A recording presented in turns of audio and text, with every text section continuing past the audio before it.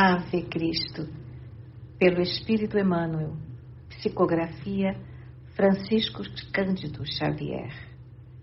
Primeira parte, capítulo 2. Corações em luta. Em sua vila adornada de rosas, no sopé do Aventino, para o lado do Tibre, Quinto Varro, jovem patrício romano, meditava. Regressara ao templo doméstico depois de longo trabalho na galera da frota comercial de Opílio Vetúrio, na qual desfrutava a distinção do comando para ligeiro descanso no lar, e depois do beijo carinhoso à esposa e ao filhinho, que se deliciavam brincando no triclínio, repousava agora, lendo algumas sentenças de Emílio Papiniano em florido caramanchão do jardim. Roma atravessava, no ano 217, sob pesada atmosfera de crimes e inquietações, os últimos dias do imperador Marco Aurélio Antonino Bassiano, cognominado de Caracalla. Desde a morte de Papiniano, cruelmente assassinado por ordem do César, desiludira-se o império quanto ao novo dominador. Bassiano, longe de respeitar as tradições paternas, na esfera governamental, desmandara-se em vasta conspiração de tirania contra o direito, não só alimentando a perseguição contra os grupos nazarenos mais humildes, mas também contra todos. Abre nota de rodapé. O governo de Caracalla, conquanto fosse um tanto benigno para os cristãos situados em posição favorável na vida pública, permitiu a perseguição metódica aos escravos e plebeus dedicados ao Evangelho, então considerados inimigos da ordem política e social. Fecha a nota de rodapé. Os cidadãos honrados que ousassem desaprovar-lhe a conduta. Encantado com os conceitos sábios do célebre jurisconsulto, Varro confrontava-os com os ensinamentos de Jesus, que detinha de memória, refletindo sobre as facilidades da conversão da cultura romana aos princípios do cristianismo, desde que a boa vontade pudesse penetrar o espírito dos seus compatriotas. Descendente de importante família, cujas raízes remontavam à República, não obstante a grande pobreza de bens materiais em que se debatia, era apaixonado cultor dos ideais de liberdade que invadiam o mundo. Doíam-lhe na alma a ignorância e a miséria com que as classes privilegiadas mantinham a multidão e perdia-se em vastas cogitações para encontrar um ponto final aos milenários desequilíbrios da sociedade de sua pátria. Reconhecia-se incapaz de qualquer mensagem salvadora e eficiente ao poder administrativo. Não possuía ouro ou soldados com que pudesse impor as opiniões que lhe fervilhavam na cabeça. Entretanto, não ignorava que um mundo novo se formava sobre as ruínas do velho. Milhares de homens e mulheres modificavam-se mentalmente sob a inspiração do espírito renovador.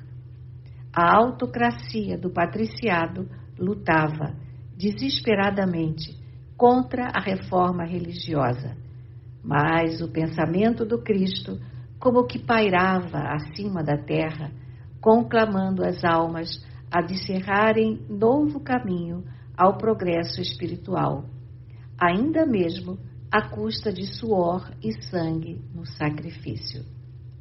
Abismado em reflexões, foi trazido à realidade pela esposa, Cíntia Júlia, que veio ter com ele, guardando nos braços o filhinho Tassiano, com apenas 1 ano de idade, a sorrir doce e terno, como se fora um anjo arrebatado ao berço celeste.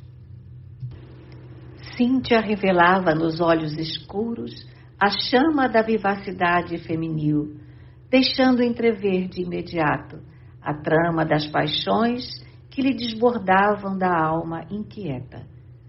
Largo péplo de nevado linho realçava-lhe as formas de Madonna e menina, evocando o perfil brejeiro e lindo de alguma ninfa que se houvera repentinamente transformado em mulher, contrastando com a severa expressão do marido, que parecia infinitamente distanciado da companheira pelas afinidades psíquicas. Quinto Varro, não obstante muito moço, trazia a máscara fisionômica do filósofo, habituado a permanente mergulho no oceano das ideias. No contentamento de uma cotovia pauradora, Cíntia reportou-se à festa de Úlpia Sabina, a que comparecera na véspera junto de Vetúrio, que lhe fora desvelado parceiro. Deteve-se entusiástica na descrição dos bailados de invenção da própria dona de casa, que aproveitara a vocação de escravas jovens, tentando repetir para o esposo, com harmoniosa voz, alguns trechos da música simbólica. Varro sorria, condescendente, qual se fora um pai austero e bondoso, escutando as infantilidades de uma filha, e pronunciava, de quando em quando, uma ou outra frase curta de compreensão e encorajamento. A certa altura da conversação, fixando a esposa, como quem pretendia tocar em assunto mais sério, observou: "Sabes, querida, que hoje à noite será possível ouvir uma das vozes mais autorizadas do nosso movimento das Gálias?" E talvez porque a mulher silenciasse pensativa, continuou: "Refiro-me a Ápio Corvino, o velho pregador de Leão que se despede dos cristãos de Roma." Abre nota de rodapé. No tempo da dominação de Roma nas Gálias, o nome da cidade de Leão era Lugdunum. Fecha a nota de rodapé. Na mocidade, foi contemporâneo de Átalo de Pérgamo, admirável herói entre os mártires gauleses. Corvino conta mais de 70 anos, mas, segundo as impressões gerais, é portador de um espírito juvenil. A jovem senhora esboçou largo gesto de enfado e murmurou: "Por que nos preocuparmos tanto com esses homens? Francamente, da única vez que te acompanhei às catacumbas, voltei aflita e desanimada. Haverá qualquer senso prático nas divagações que ouvimos? Porque arrostar com os perigos de um culto ilegal para somente insistir em desvarios da imaginação?" Com ironia e agressividade, prosseguia para o esposo triste: "Acreditas possa eu conformar-me com a louca renunciação de mulheres, quais Sofrônia e Cornélia, que desceram do Fausto Patrício para a imundície dos cárceres, ombreando com escravas e lavadeiras?" Desferiu rumorosa gargalhada e acrescentou: "Faz alguns dias, quando ainda te encontravas em viagem na Aquitânia, Opílio e eu conversávamos na intimidade, quando Popéia Silene veio ter conosco, pedindo esmolas para as famílias vitimadas nas últimas perseguições, e vendo os meus jarros, instou comigo para abandonar o uso de cosméticos. Rimo-nos fartamente da sugestão. Para atendermos aos princípios de um homem que morreu na cruz dos malfeitores, vai para 200 anos, precisaremos adotar a indigência e vaguear no mundo como se fôssemos fantasmas? Nossos deuses não nos reservam um paraíso de mendigos discutidores, Nossos sacerdotes guardam dignidade e compostura. Após leve pausa, em que fitou o esposo sarcasticamente, aduziu: aliás, devo dizer-te que tenho sacrificado a Esculápio em teu favor. Temo por tua saúde. Vetúrio é de parecer que os cristãos são dementes. Não observas quanta modificação transparece do teu procedimento para comigo desde o início de tuas novas práticas?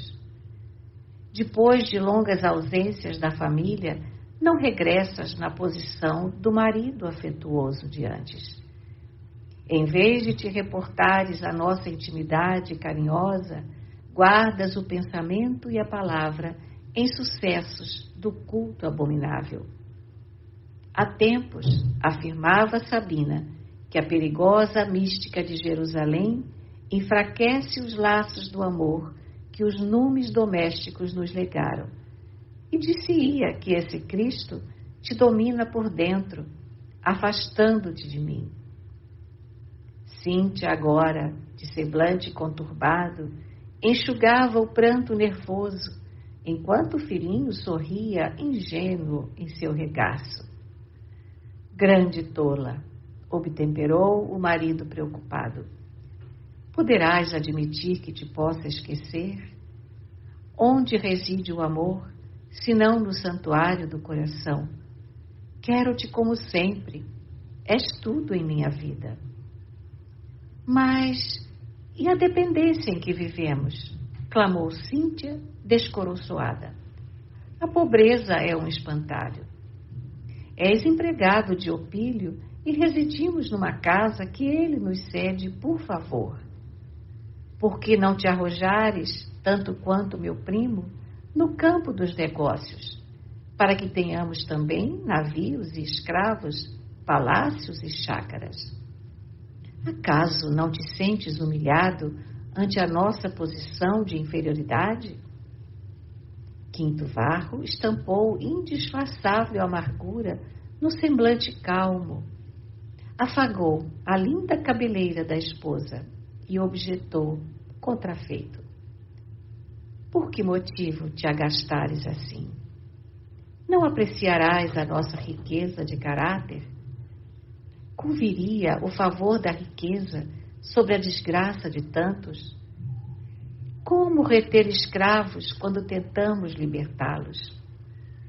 Estimarias ver-me em transações inconfessáveis com a perda de nossa consciência reta? A esposa chorava desagradavelmente, mas, evidenciando o propósito de alterar o rumo da conversação, Varro acentuou: esqueçamos as futilidades. Vamos, ouviremos juntos a palavra de Corvino. Um carro nos conduzirá à noitinha.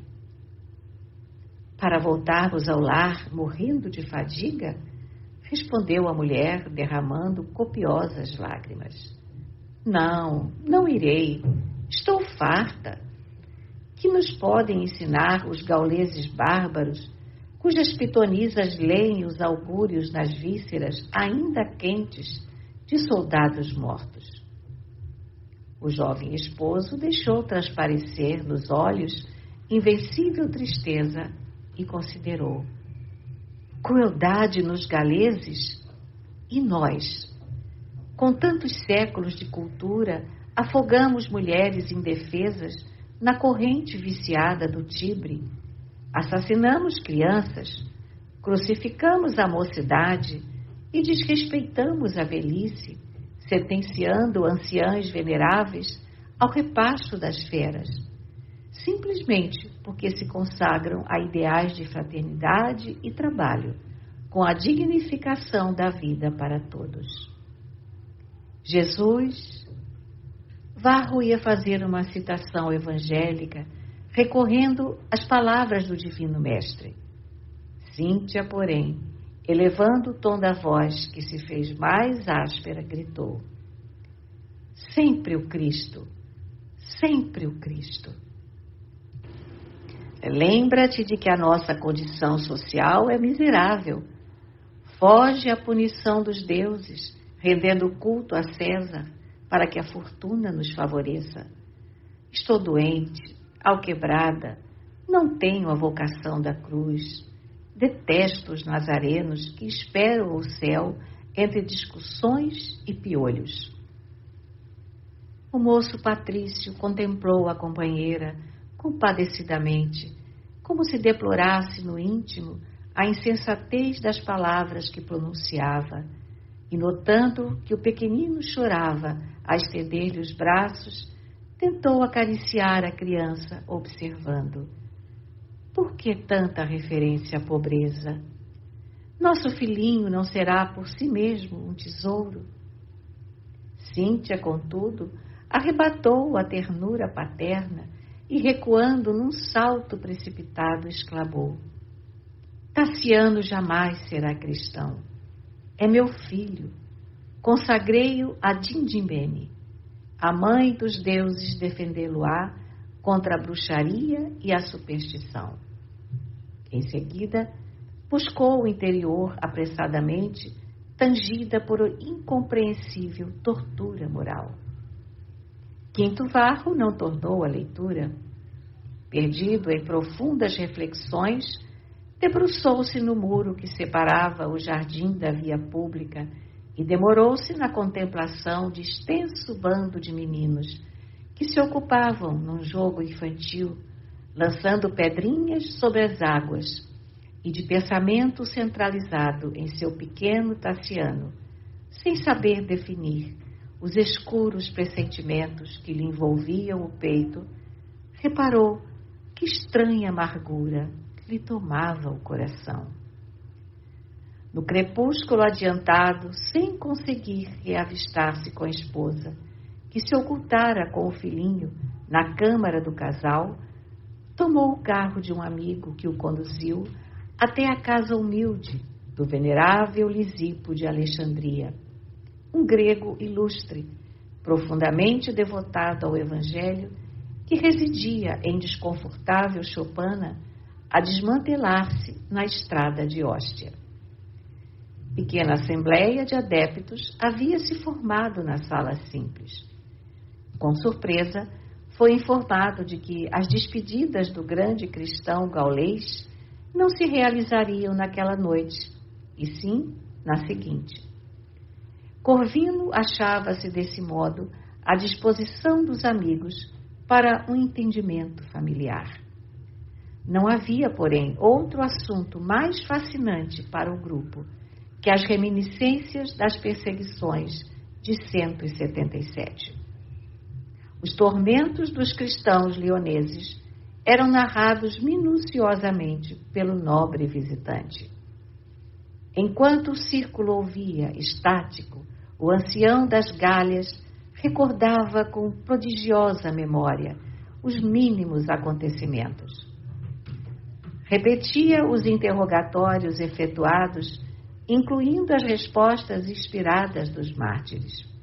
Reportava-se as preces ardentes dos companheiros da Ásia e da Frígia que piedosamente haviam socorrido as comunidades de Leão e Viena. Falava entusiasmado da imensa caridade de Vétio Epágato, o abnegado senhor que renunciara à nobre posição que desfrutava a fim de converter-se em advogado dos cristãos humildes. Inflamava-se-lhe o olhar, comentando a estranha coragem de santo, o diácono de Viena, e o heroísmo da débil escrava Blandina, cuja fé confundira o ânimo dos carrascos. Pintou a alegria de Potino, o chefe da igreja de Leão, cruelmente ultrajado e espancado na rua, sem uma palavra de revolta, aos 90 anos de idade. Por fim, deteve-se com misteriosa alegria, aljofrada de lágrimas, nas aventuras e tormentos de Átalo de Pérgamo, que lhe fora o iniciador da fé. Relacionava todos os pormenores dos suplícios a que se submetera o venerável amigo, Lembrava-se da dilação havida no processo em razão da consulta do propetor a Marco Aurélio, e demorava-se na descrição dos últimos sofrimentos do grande cristão esmurrado, chicoteado, atado à cadeira de ferro encandecido e finalmente degolado, em companhia de Alexandre, o devotado médico frígio, que em Leão oferecera ao Senhor admirável testemunho de fé.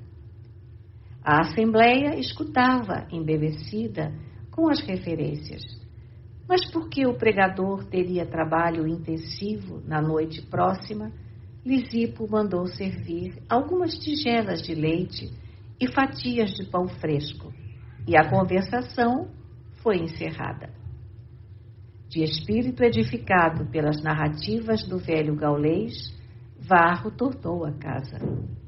Regressava mais cedo e um só pensamento lhe absorvia agora a mente: apaziguar a alma inquieta da companheira, propiciando-lhe calma e alegria, com a reafirmação da sua ternura e devotamento. Aproximou-se devagarinho, no intuito de surpreendê-la afetuoso. Atravessou o pequeno átrio, varou a porta semicerrada, mas diante da sua câmara de repouso, estacou, intrigado. Ouviu vozes em diálogo aceso. Achava-se Opílio Vetúrio em seu quarto de dormir. Tentou compreender a tempestade moral que lhe amarfanhava o destino. Não supunha o homem para quem trabalhava capaz de atrair-lhe a esposa a semelhante procedimento. Opílio era primo de Cíntia e sempre fora recebido ali como irmão. Era 10 anos mais velho que ele, Varro, e enviuvara desde algum tempo. Eliodora, a esposa morta, fora para Cíntia uma segunda mãe. Deixara 2 filhinhos, Helena e Caiba, gêmeos infelizes, cujo nascimento ocasionara o falecimento da genitora, e que residiam com o pai, cercados de escravos devotadíssimos, em palacete magnífico, a ilustrar os brasões da família. Trabalhava para Vetúrio nas embarcações e morava numa vila que lhe pertencia. Achava-se lamentavelmente empenhado a ele, desde o casamento, por dívidas pesadas que se propunha a resgatar honestamente com serviço pessoal respeitável. Sentindo que a cabeça se lhe transformara num vulcão de perguntas, Varro pensava: por que razão se entregava assim à esposa à aventura menos digna? Não era ele um companheiro leal, extremamente dedicado à felicidade dela e do filhinho? Ausentava-se comumente de Roma, guardando-nos no coração. Se as tentações de ordem inferior lhe assediavam o espírito durante as viagens habituais, Cíntia e Tassiano lhe eram a invariável defesa. Como ceder às sugestões da maldade, quando se acreditava o arrimo único da mulher e do anjinho que lhe povoavam a alma de santificadas aspirações? E porque Vetúrio lhe compuscava assim o lar? Não se sentia na condição de um amigo convertido em devotado servidor? Quantas vezes, em portos distantes, era convidado ao ganho fácil e renunciava a qualquer vantagem econômica de procedência duvidosa, atento às responsabilidades que o ligavam ao primo de sua mulher. Em quantas ocasiões, constrangido pela gratidão, era obrigado a esquecer possibilidades seguras de melhoria da sorte, simplesmente por notar em Opílio não somente o patrono do seu pão material, mas também o companheiro, credor do seu mais amplo reconhecimento.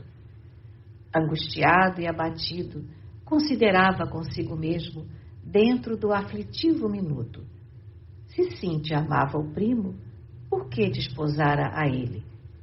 Se ambos haviam recebido uma bênção do céu com a chegada do filhinho, como repudiar os laços conjugais, se Tassiano era sua melhor esperança de homem de bem. Semi-alucinado, passou a refletir contra a própria argumentação. E se estivesse prejulgando? E se Opílio Vetúrio ali estivesse em missão de auxílio, atendendo à solicitação da própria Cíntia? Era necessário, pois, acalmar a mente inquieta e ouvir com isenção de ânimo. Colocou a destra sobre o coração opresso e escutou. Nunca te habituarás aos devaneios de Varro, dizia Vetúrio, senhor de si. É inútil qualquer tentativa. Quem sabe, aventurou a prima preocupada. Espero deixará ele algum dia a odiosa convivência dos cristãos. Nunca, exclamou o interlocutor, rindo-se francamente. Não há notícias de pessoas que voltassem inteiramente à razão depois de ambientadas dessa praga. Ainda mesmo quando parecem trair os votos com temor das autoridades à frente de nossos deuses, voltam mais tarde ao encantamento. Tenho acompanhado vários processos de recuperação desses loucos. Dir-se-ia sofrerem temível obsessão pelo sofrimento. Pancadas, cordas, feras, cruzes, fogueiras, degolamentos, tudo é pouco para diminuir a volúpia com que se entregam à dor. Realmente estou farta, suspirou a jovem senhora, baixando o tom de voz. Evidenciando a segurança dos laços afetivos que já lhe prendiam o espírito à dona da casa, Opílio acentuou decidido. Ainda mesmo que Varro alterasse as próprias opiniões, não conseguirias modificar a nossa posição. Pertencemo-nos mutuamente. Há 6 meses é minha. E que diferença faz? Sarcástico observou. Acaso teu marido disputa a mulher? Acha-se demasiadamente interessado no reino dos anjos. Não admito, sinceramente, esteja à altura de tua expectativa. Por Júpiter, todos os meus conhecidos que se renderam à mistificação nazarena afastaram-se da vida. Varro falar-te-á do paraíso dos judeus, repleto de patriarcas imundos, em vez de conversar contigo sobre os nossos jogos. E garanto que, se desejares uma excursão alegre, mais que natural em teu gosto feminino, conduzo-te-á, sem dúvida, a algum cemitério isolado, exigindo que te regozijes ao lado de ossos podres.